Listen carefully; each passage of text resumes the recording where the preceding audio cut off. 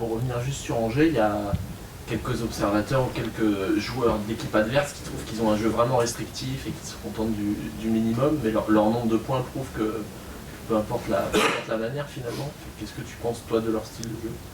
Moi je les ai vus jouer sur des séquences, c'est-à-dire que, comme je l'ai dit avant, c'était une équipe qui a à peu près, on va dire, une ligne de 4 et on va dire une ligne de 5 parce que leurs ailiers reviennent beaucoup et un avant-centre qui est à peu près isolé. Et dès qu'ils récupèrent le ballon, ça gicle vite et ça gagne souvent des petits scores, mais bon, c'est solide, ça prend pas de but. Et c'est peut-être aussi une manière à eux de jouer de cette manière, dans le sens où s'ils se livrent trop, peut-être qu'ils seront plus en difficulté. Vous attendez à avoir le ballon justement sur ce match-là?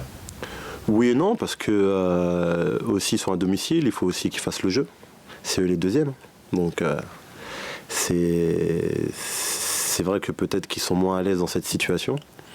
Mais après un match, souvent aussi il y a un côté tactique, c'est-à-dire qu'il faut se servir des faiblesses de l'adversaire et de nous utiliser nos forces. Et vous allez tout concrètement? C'est difficile parce que l'équipe est remaniée, il y a beaucoup de blessés. On a vu hier que les jeunes ont répondu présent et de belle manière. Et voilà, on ne sait pas comment ça va se passer, on ne sait pas quel compo à peu près il y aura, donc c'est difficile à prévoir. Vous avez mis la pression là, les jeunes?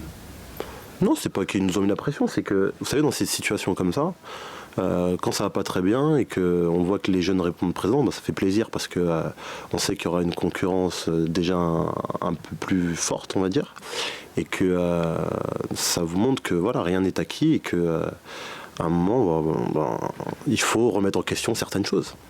Est-ce que leur jeu les rend très efficaces à l'extérieur? C'est nettement moins le cas à domicile. Vous avez gagné que 3 fois, marqué que 5 buts. Est-ce que vous dites que vous avez quelque chose à faire? Bien sûr, mais après ça montre par rapport à leur style de jeu qu'ils sont plus à l'extérieur, dans le sens où ils viennent d'abord pour défendre.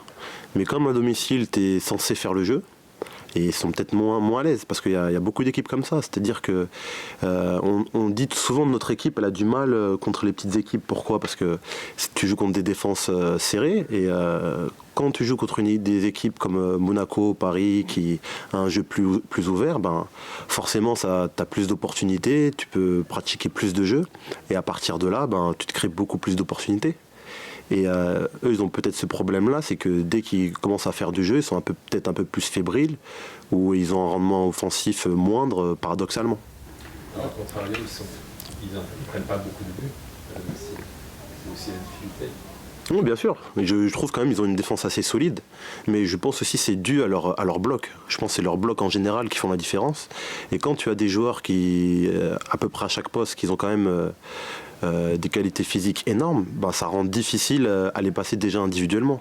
Alors si chaque joueur individuellement se font au collectif et de manière tactique font les choses comme il faut, ils sont difficiles à manœuvrer. Lors de l'amical à La Rochelle, tu t'avais déjà remarqué ça? Bien sûr, parce que ils étaient à peu près dans cette configuration, sauf après un match amical, il n'y a pas d'enjeu, il n'y a pas de pression de résultat. Mais on voyait déjà qu'ils commençaient déjà à avoir des bases solides d'une équipe qui vient se maintenir. Parce que des fois on fait aussi le reproche à 3 de trop vouloir jouer, et on voit que pour l'instant Angers a raison d'une certaine manière. Vos supporters, pendant la dernière journée de Ligue 1, ont un peu manifesté leur spleen. Il y a aussi des observateurs qui disent que voilà, c'est pas toujours très funky de regarder un match de Bordeaux. Est-ce que vous comprenez, vous, entre vous, que vous êtes une équipe, entre guillemets, qui puisse être un peu déprimante pour les observateurs ou pour les supporters? Est-ce que quand vous regardez vos matchs, vous dites ouais, c'est pas très funky des fois, et est-ce que vous en avez conscience? Ah oui, on a conscience. Après, tu peux en avoir conscience, mais c'est pas toi le joueur individuellement qui va changer les choses. Il faut que on a un effet de groupe comme ça. On a un effet de groupe qui change les choses, parce que si vous voulez faire du beau jeu, forcément il faut des séquences collectives, et des séquences collectives amènent un certain nombre de joueurs à être en harmonie sur certaines choses. Et des fois, c'est vrai qu'il nous en manque. Hier déjà c'était un peu mieux. Et voilà, on espère qu'on va retrouver ce football un peu qu'on avait au début de saison l'année dernière, parce que il nous manque, et il nous fait passer des fois des moments difficiles. Et dans le groupe, moralement, comment vous le vivez, cette période où finalement footballistiquement c'est pas aussi bien que vous souhaiteriez? Comment vous le vivez moralement? C'est dur parce que il y a tout qui s'enchaîne, c'est-à-dire qu'on a beaucoup de blessés, il n'y a pas de résultats et il n'y a pas trop de jeux, donc ça fait beaucoup. Et là, on veut juste être une équipe qui gagne et puis basta. Et on a remarqué un truc, il n'y a plus de ventre mou dans la Ligue 1. Il y avait cette zone de confort il y a quelques années, comme ça, entre la 8e et la 13e place. Maintenant, c'est fini, 2 victoires on est en haut, 2 victoires on est en bas. Ouais. Est-ce que justement, ça rajoute pas du stress de ne plus avoir de ventre mou? Est-ce que vous n'êtes pas des nostalgiques de cette zone de confort, de la bedaine de la Ligue 1 quoi? Non, on n'est pas nostalgique, mais de toute façon, c'est pas nous qui sommes maîtres de la situation si les autres équipes font tel ou tel résultat. C'est-à-dire que nous, on se concentre que sur nous-mêmes. Et avec très peu de victoires, on a l'impression qu'on peut être deuxième du championnat. Et avec beaucoup de matchs nuls, tu peux être à 2 ou 3 points du premier relégable. Donc des fois, ça ne veut rien dire. C'est par rapport aussi à la situation du moment. Tout le monde, entre guillemets, s'entretue. C'est-à-dire tout le monde, chaque équipe bat une autre équipe. Et à partir de là, tu peux passer de la 17e à la 8e place et donner un autre aperçu. C'est-à-dire que les gens vont dire Bordeaux n'est pas bien parce qu'on est 17e. On va gagner le match suivant. On va dire Bordeaux remonte la pente. Juste parce que c'est parce que tout le monde est collé et à partir de là. Et nous, on sait qu'il faut qu'on fasse une série de victoires pour respirer un peu plus. Mais ça va passer par le jeu et par aussi de l'efficacité. Ça devient anecdotique, le classement, à cette période-là de l'année? Pour certaines équipes peut-être, mais pas pour nous, parce que voilà, on a un certain standing à respecter et en ce moment, on n'est pas en train de le respecter. Un petit mot sur Adamounas qui est signé pro hier. Est-ce que tu peux nous définir en quelques mots au niveau de son style de jeu et aussi comment il se comporte dans la vie du vestiaire?